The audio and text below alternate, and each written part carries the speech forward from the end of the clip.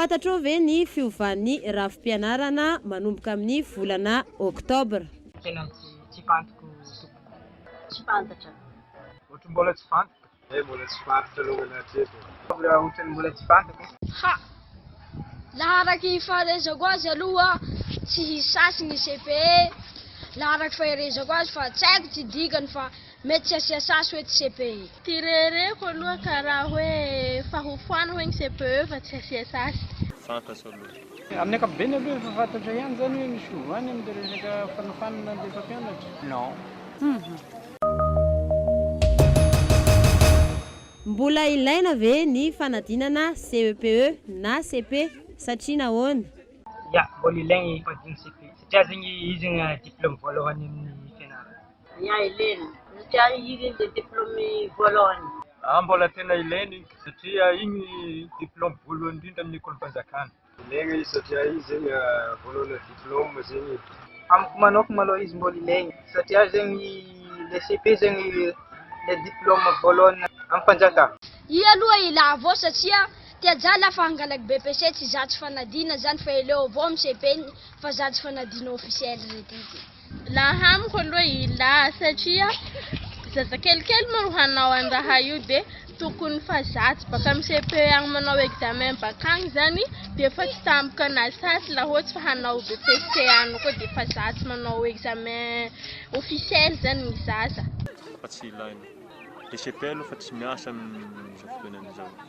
Antony le CEPE zany tsy ilaina intsony ny antony satria ny antony raha ohatra ilay izy zany vao manana le diplôme CEPE dia efa mijanona izy hoe ampy azy zay.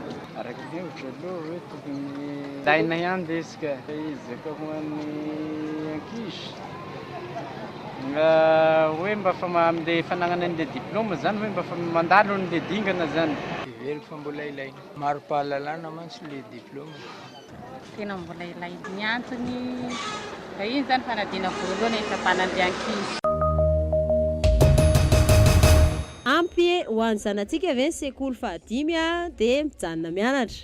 I aloha tsy mety amiko satria ajako moa laha tena mbo tsy mananjala eny ampianary amin'ny école privée i mbo aja kelikely iny ka tsy ananjala tena farany lafa be iny amizay vao ampianary.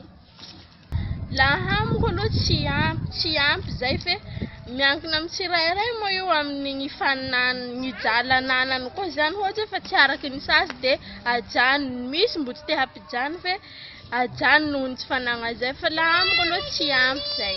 Tsy ampy. Tena tsy mety aloha le izy. Mba farafaratsy hoe mba manana BPC izy vao mba mijanona. Tsy ampy. Raha ny fijeriko azy. Tsy ampy ka.